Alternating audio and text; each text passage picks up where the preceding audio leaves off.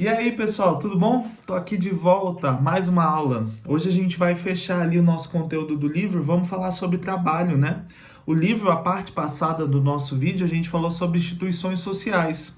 E aí hoje a gente vai falar sobre o trabalho. E aí eu vou dar uma perspectiva para vocês de um trabalho no tempo. Como o trabalho foi visto de acordo com o momento histórico em que a gente pode dividir. Eu dividi antiguidade, tá legal? Medievo e modernidade. Porque nesses três períodos o olhar sobre o trabalho ele tinha aspectos diferentes. E é muito importante você entender quais são esses aspectos que o trabalho tinha, tá legal?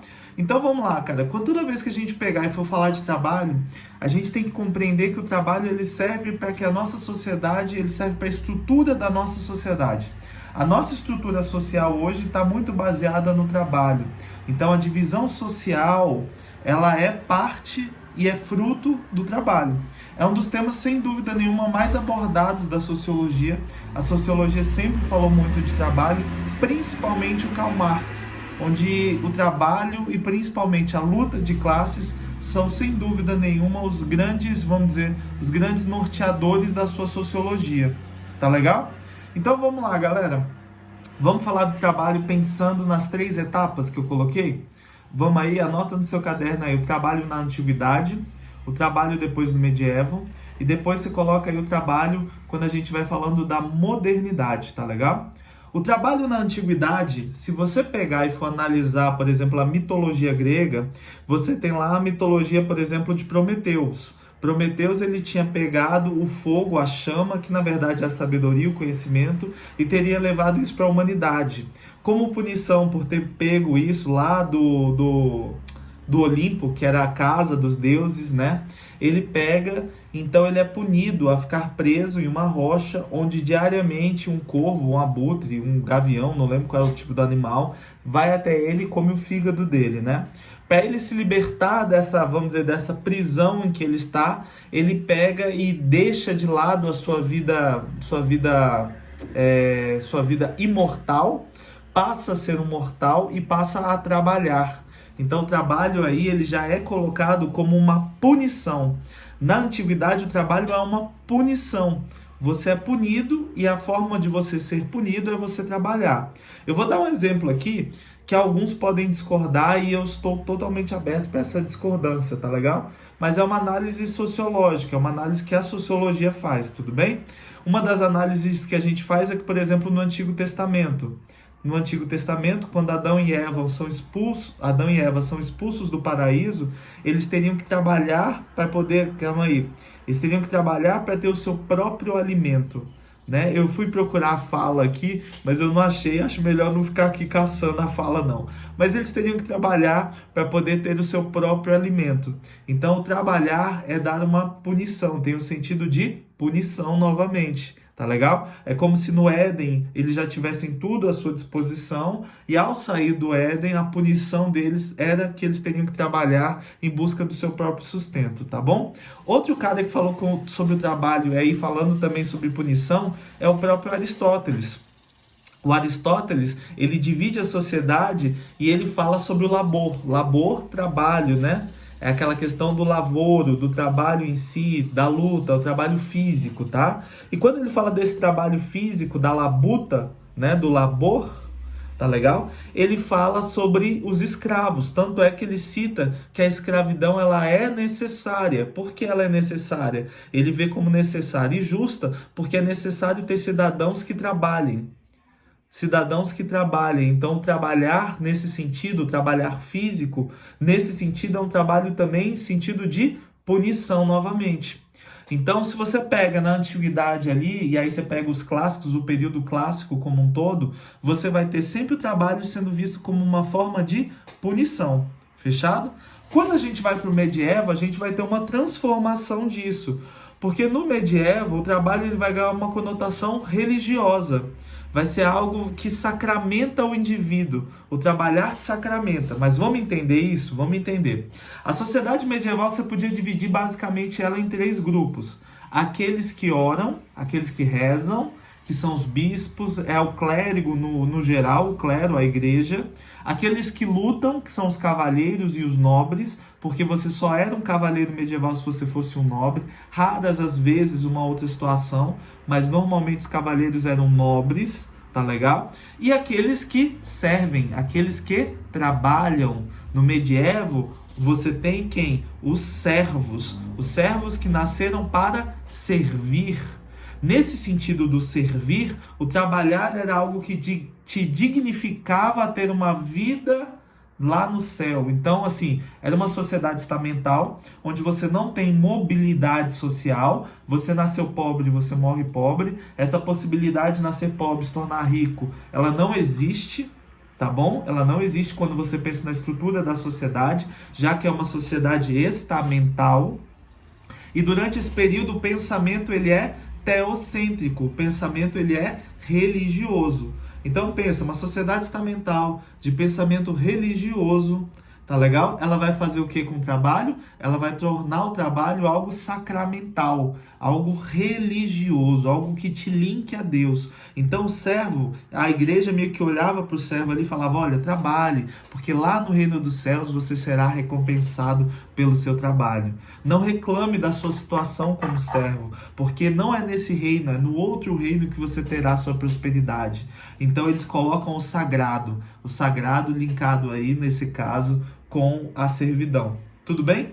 E já na modernidade? Na modernidade a gente tem uma mudança muito grande. Por quê? Porque na modernidade a gente vai ter aí o calvinismo, né? Quando você pensa nas religiões protestantes, a religião que melhor exemplifica essa questão do trabalho, sem dúvida nenhuma, é o calvinismo. E o calvinismo é aquela religião que a salvação está ligada à predestinação. E, né, lembra disso? Então, para você ser salvo, Deus já teria te predestinado a essa salvação. E como você teria sinais dessa salvação? De acordo com a sua riqueza e sua importância em sociedade.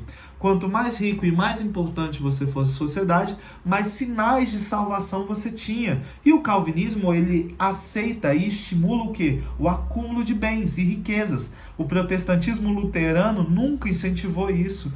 A Igreja Católica também não incentivava o acúmulo de bens. Mas o calvinismo fala, não, o acúmulo de bens é legal.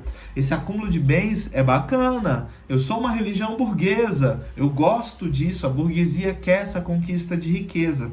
E aí o trabalho passa a ser algo que está ligado ao quê? À disciplina. E ligado à disciplina, ele está ligado automaticamente ao quê? A sua ascensão ao divino.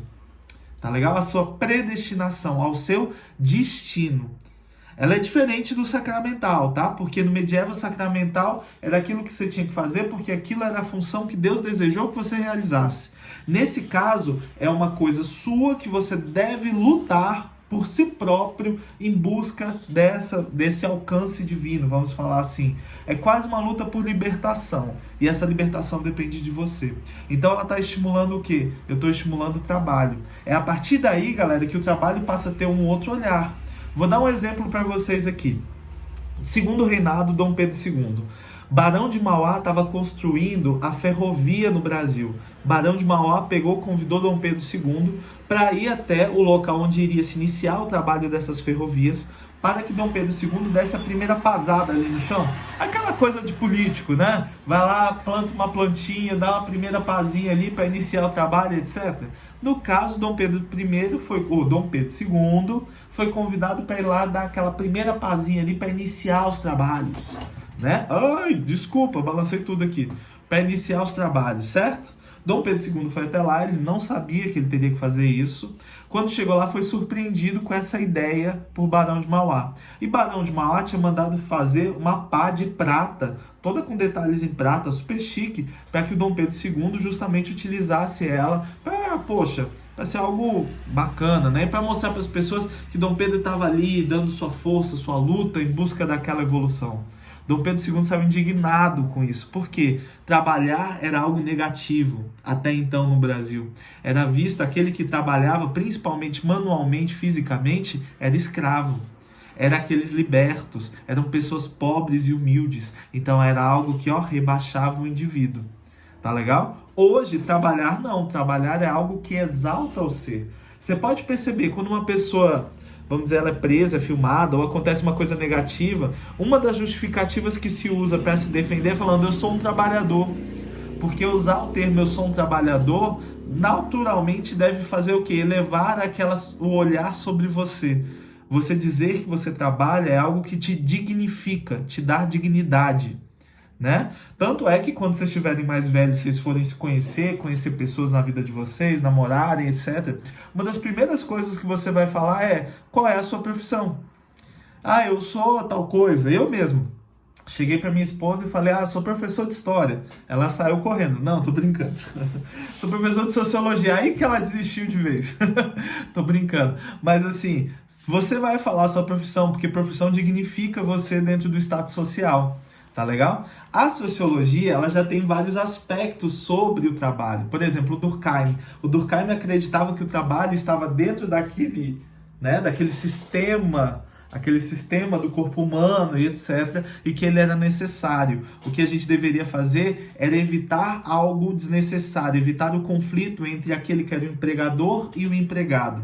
Já o Karl Marx, ele vem falando o quê? Conflito. Ele fala, olha só, o proletário aqui é injustiçado, o burguês está explorando o proletário, utilizando a individualidade, a alienação e etc. O proletário precisa se unir para que ele faça o quê? Uma revolução. Uma revolução onde ele tome o poder de quem? Do burguês. Então, o Karl Marx vem, pancada, eu quero é briga, eu quero é confusão. Tá legal? Já o Durkheim, por exemplo, não. Fechado? O trabalho, cara, aí no livro de vocês ele fala lá também sobre o trabalho dentro da ontologia do trabalho, né? Aquela coisa do homo faber, né? A ideia do homo faber nada mais é do que aquele que consegue fabricar. O homem é o ser que fabrica. E ele fabrica com o quê? Fabrica ou cria com o quê? Com a sua inteligência ou com ferramentas. Ou com as duas. O homem que fabrica, o homem que cria, o homem que transforma, esse é o homo faber. Hoje a gente vive uma sociedade completamente voltada ao homo faber. A gente está constantemente fabricando, produzindo, inventando, criando, utilizando ferramentas. Eu aqui mesmo estou fazendo esse vídeo e tenho aqui um celular. É uma ferramenta. E eu estou usando essa ferramenta para chegar até você com o conteúdo. Fechadão então? Beleza? Acho que a gente pode terminar por aí. Trabalho é bacana, né, galera? Trabalho é fácil. Tá legal? Trabalho serve para organizar a sociedade? Sem dúvida nenhuma. De acordo com Karl Marx, estamos organizados entre burgueses e proletários. O burguês é aquele que detém o meio de produção e o proletário é aquele que vende a sua força de trabalho. Não se esquece disso, fechado? Então é isso, galera. Até a nossa próxima aula aí, ó. Tchau! Au!